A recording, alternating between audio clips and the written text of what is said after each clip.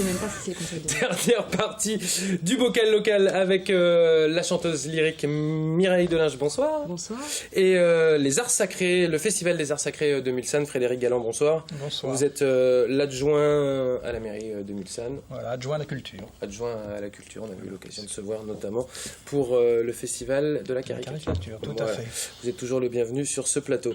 Mireille Delinge, alors je vais tout expliquer parce que du coup vous êtes sur ce plateau. Moi je l'ai eu par mail, vous venez, je vous dis vous faites le concert d'ouverture de l'association Adoramus, vous me dites je ne sais pas.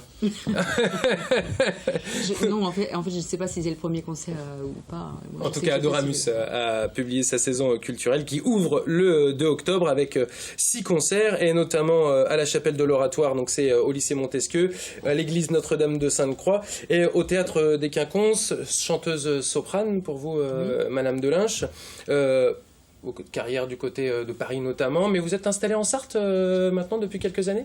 Oui, mais je tenais à mon anonymat, à être perdue dans ma campagne, et j'aimais beaucoup ça.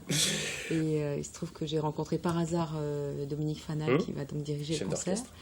Et voilà, et on a sympathisé. Il ne savait même pas que j'habitais dans la région. Je m'en étais pas tellement vantée. Il est dithyrambique sur vous. Écoutez, on va voir. On va travailler ensemble. Et en tout cas, c'est un grand plaisir de faire des choses localement. J'en étais pas... Moi, j'ai surtout travaillé partout et à l'étranger, etc. Mon travail à moi, c'est ni local ni international, mais c'est tout à la fois. Oui, donc, c'est d'aller sur les projets, évidemment, qui vous font vibrer, et notamment ces concerts. Vous aurez donc du coup l'occasion, parce que j'ai pas l'info, je vous le dis tout de suite, de chanter quel répertoire ? Mais là, c'est un répertoire que je chante assez peu, finalement, parce que j'ai vraiment une étiquette opéra collée au front. Donc, j'ai assez peu fait d'oratorio. Et là, c'est l'occasion. Mais j'aime absolument beaucoup ça. Mais j'ai assez peu l'occasion d'en faire. Parce que les circuits sont un petit peu différents. Quand vous faites de l'opéra, vous avez un agent artistique qui vous représente, etc. Ça se fait jamais de la main à la main.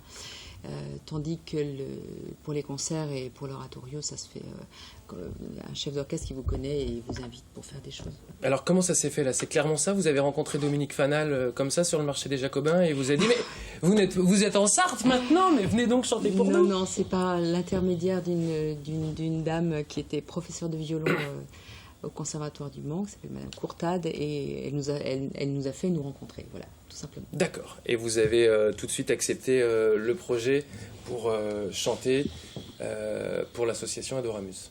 Absolument. Mais de toute façon, je devais chanter aussi cette année aux automnales, et puis c'est repoussé à l'année prochaine. Et donc voilà, je suis très contente aussi de participer à la vie musicale locale. Voilà, c'est comme ça. Qu'est-ce qu'on appelle un oratorio et qu'est-ce que ça change par rapport à un opéra dit classique peut-être ? Un oratorio, ça ne se joue pas, c'est-à-dire on ne joue pas la comédie. On ne joue pas un personnage. Voilà, ce sont des messes, par exemple les requiem, tout ce qui est répertoire d'église avec orchestre en fait. Vous avez plutôt l'habitude justement de jouer, on va dire de l'opéra, des personnages. C'est une mise à nu pour vous de chanter des oratorios, c'est-à-dire de ne pas se cacher derrière un personnage. Il y a un petit peu plus de pression en tant qu'artiste ? C'est pas plus de pression. Moi, je me cache pas derrière mes personnages quand je suis à l'opéra.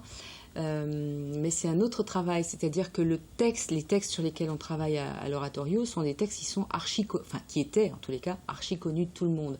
Un requiem, c'est toujours les mêmes textes, ce sont des prières en fait, et ces prières sont différemment mises en musique par les compositeurs. En fait, c'est un répertoire dans lequel les compositeurs s'illustraient énormément, parce que quand ils composaient leur requiem, c'était sur ce texte qui était connu de tout le monde, mais c'était pour eux l'occasion de s'illustrer et de faire quelque chose de très très personnel. D'accord. À l'opéra, évidemment, au départ d'ailleurs, les livrets d'opéra étaient plus importants. Les librettistes, c'était plus important que les compositeurs. Puis petit à petit, avec le bel canto, le 19e siècle, etc., finalement, les compositeurs, les noms des compositeurs sont devenus gros comme ça sur les affiches et ceux des librettistes tout petits. C'est un peu comme aujourd'hui, les metteurs en scène, c'est comme ça, les compositeurs, on peut les chercher. Et donc, c'était un travail plus personnel peut-être. C'est un travail qui est très personnel. Et en même temps, il faut chercher beaucoup et ne jamais oublier ce que le texte veut dire finalement, ce que tout le monde a oublié. À notre Père, bon, on peut très bien chanter ça de manière machinale presque. Et puis, il faut toujours... Vous savez, notre musique, enfin la musique classique, c'est... si ça passe pas par nous, c'est que du papier. Donc il faut que ça soit vivant, toujours, et à chaque fois qu'on le fait, ça passe par notre truchement, et il faut mettre beaucoup de soi dans ces répertoires qui sont pourtant connus, reconnus, et qui sont des chefs-d'œuvre en fait, entre les mains. Ça veut dire qu'en dehors de la partition, vous vous attachez aussi à vous mettre dans l'univers, dans l'histoire de l'œuvre que vous allez interpréter ? Ah oui, bien sûr, toujours. C'est pour ça que le Requiem de Mozart, c'est pas le même que celui de Verdi, et que ni celui de Fauré. C'est-à-dire Mais en quoi ça joue justement dans l'interprétation ? Déjà, le style, chaque compositeur a son style. Donc c'est une époque, donc il faut s'inscrire déjà il y a un instrumentarium, donc l'orchestre de Purcell n'est pas du tout le même que celui de Verdi, donc il faut d'ailleurs au passage chanter du Purcell et du Verdi dans le même concert, c'est pas évident parce que normalement c'est pas la même voix du tout,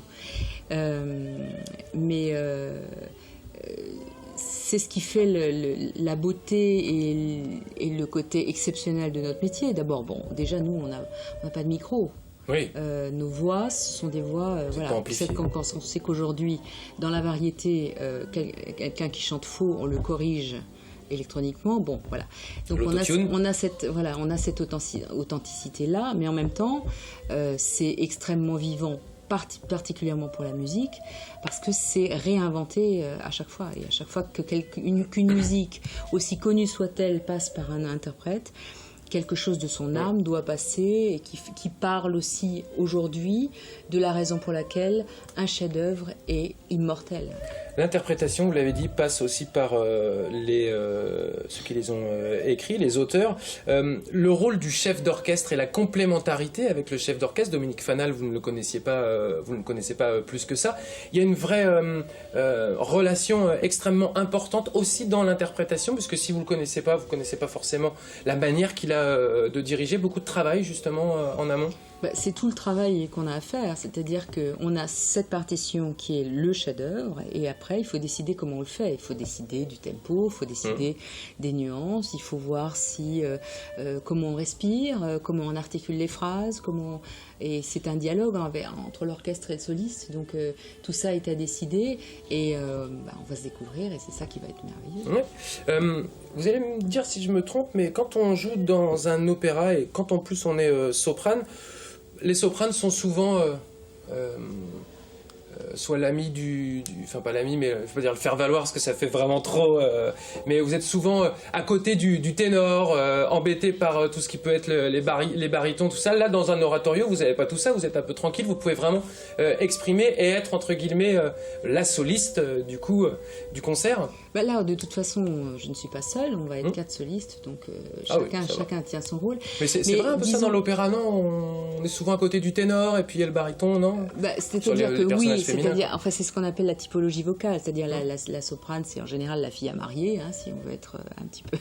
Oui, voilà, c'est ça, c'est ce que je voulais dire un peu. Et puis le ténor est son amoureux, et les voix graves sont ceux qui empêchent les deux tourtereaux de tourner en rond.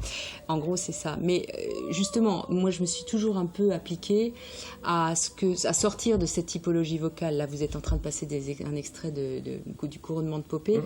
J'ai toujours essayé, même quand je chantais des rôles d'oie blanche, de trouver le côté un peu complexe du personnage, parce que justement l'opéra, comme on est ultra marqué par cette typologie vocale, c'est-à-dire la voix aiguë étant la gentille et la voix grave étant le méchant, en gros, j'ai toujours essayé de nuancer les choses et de montrer que même si vocalement on est très typé, on a toute l'attitude pour complexifier finalement nos personnages. Je pense souvent au personnage de Micaëla dans Carmen, qui est donc la gentille, qui veut épouser Don José, etc.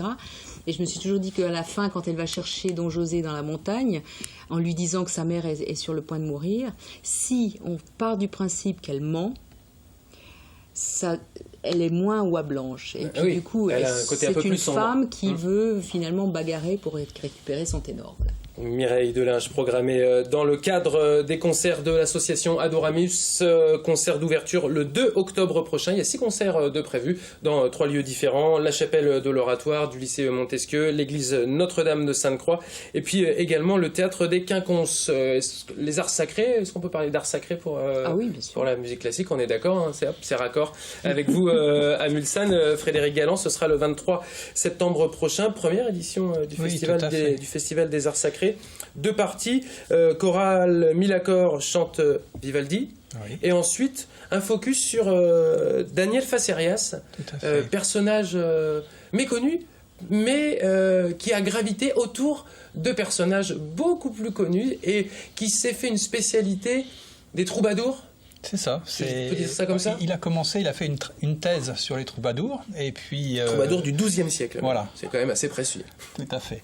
Ensuite, il a chanté effectivement en même temps que Jean-Jacques Goldman. On peut dire qu'il a commencé en même temps que lui. Et puis, il a pris une autre voie parce qu'en fait, les concerts où il y a des jeunes qui reniflent dans des sacs en plastique, à un moment donné, il s'est dit c'est bizarre. Ce que je chante, c'est ce que je veux faire passer.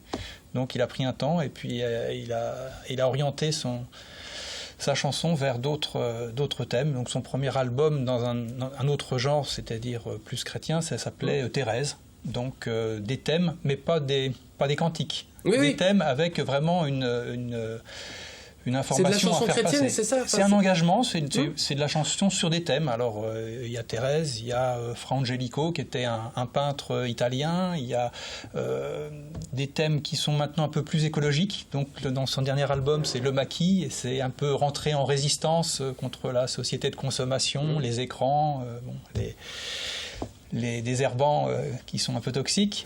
Et qui viennent de se marier avec Bayer, on peut le dire. On peut le dire, voilà. Donc la chanson, elle est déjà périmée. 59 milliards d'euros, je vous le dis tout de suite. Ça nous aiderait bien ici à LMTV. Pourquoi pas. Mais donc, il est engagé et en fait, à chaque chanson, avant, il avait expliqué pourquoi il a fait cette chanson. Donc en fait, en concert, et là, je rejoins tout à fait ce qu'on vient d'entendre, en fait, il faut aller au concert, il faut aller voir le CD, ne suffit pas en lui-même. C'est l'interprétation justement qu'on retrouve pas sur une platine. C'est ça. Bon, même s'il chante avec un micro. Oui, lui il est amplifié. Il est amplifié et il sera accompagné de 2 musiciens connus aussi, puisque il y a le batteur qui a accompagné Renaud entre autres, et puis d'autres musiciens connus, et puis une pianiste qui vont l'accompagner. Ce sera dans l'église d'ailleurs. Ce sera dans l'église, voilà, dans l'église de Mulsanne, avec la chorale avant. Donc c'est le credo de Vivaldi qu'ils vont chanter, le concert de Daniel Facerias, et avant et après l'exposition de peintres, d'artistes internationaux, on peut le dire en majorité. Et pendant le concert, une toile va être réalisée par Thierry Guéot en direct. Donc c'est aussi une nouveauté. Un beau spectacle. Un beau spectacle. Vous faites un peu, ça va être un peu question de tarte à la crème, mais faites un peu le grand écart à Mulsanne entre le festival de la caricature et du dessin de presse, parce qu'il ne faut pas l'oublier, et cette première édition du festival des arts sacrés. C'est pour dire, voilà, Mulsanne, c'est la culture. C'est ça, j'aime bien cette question. De A à Z. C'est ça, c'est vrai, c'est un peu le grand écart. Et d'ailleurs, quand on a mis en place le festival de la caricature, c'était au moment des événements de Charlie Hebdo. Donc ça a été difficile à mettre en place au niveau de la sécurité, entre autres, et puis de savoir si on devait le faire ou pas. Là, c'est l'assassinat du père Hamel qui a eu lieu il n'y a pas très longtemps. On avait décidé de faire notre festival, donc il faut faire les choses, quoi. Il faut continuer à faire des actions culturelles. Et ce festival, c'est aussi, on espère en faire d'autres, parce que effectivement c'est le premier, vous l'avez soulevé tout à l'heure, et si on en fait d'autres, c'est aussi pour ouvrir à d'autres religions, à d'autres sacrés en fait, et échanger, ouvrir l'église à tout le monde. Là, l'entrée est gratuite. Si les gens veulent donner quelque chose au chapeau, ce sera le bienvenu pour nous encourager à continuer. Mais effectivement, c'est important de partager. Mais c'est qu'il y a une vraie dynamique dans la commune aussi déjà d'accueillir le festival de la caricature du dessin de presse et de aussi créer des événements, parce qu'il existait avant dans une autre commune, le festival de la caricature, il est venu chez vous après, mais là c'est une vraie création de votre part, ça veut dire qu'il y a un dynamisme culturel dans la commune de Mulsanne, de vouloir proposer aux habitants de Mulsanne, bien évidemment, mais aussi aux Sartois, d'autres manifestations. Oui, oui. Et c'est un ensemble. Enfin, on arrive à faire une cohésion. Là, au Festival de la caricature, Annie Galipeau était présente. C'est notre artiste locale. Donc, on a amené un tableau que l'on peut voir. Que l'on peut voir peut-être. Et si on peut pas le voir. si, il arrive. Il arrive. Voilà. Ouais. C'est formidable. Ouais. Donc, on voit trop souvent ma tête, voyez-vous, je peux me mettre derrière. Ça, c'est un petit peu le thème de notre affiche. Hein, on revoit ce tableau-là. Donc, Annie Galipeau, qui est une artiste locale de Mulsanne, qui a participé au Festival de la caricature sur un stand à part. Elle ne faisait pas de caricature, mais ce que je veux dire, c'est qu'il y a une cohésion. Donc là, c'est l'association Cap Jeune qui fait le Festival de la caricature. Ils nous ont aidés à monter aussi le festival d'art sacré. Enfin, il y a toujours besoin d'un coup de main et on travaille ensemble, donc c'est intéressant. Le festival des arts sacrés, vous voulez rajouter quelque chose très vite parce que je suis en retard. Festival des mots d'hiver, c'est c'est Cap Jeune aussi qui fait ça, donc c'est au mois d'octobre, le 22 octobre à Mulsanne. Vous reviendrez, monsieur Calland. Et la deuxième année du festival d'art sacré, c'est aussi un peu avoir quelque chose de commun pour faire des actions un peu partout dans le département. Très bien, merci beaucoup. C'est donc le 23 septembre en l'église de Mulsanne pour cette première édition du Festival des Arts Sacrés et le 25 de Mulsanne. Et également, je vous rappelle, le concert de Mireille Delinge dans le cadre de la programmation d'Adoramus, concert d'ouverture le 2 octobre prochain. Merci à vous de nous avoir suivis. On se retrouve mardi prochain, 19h. Ciao.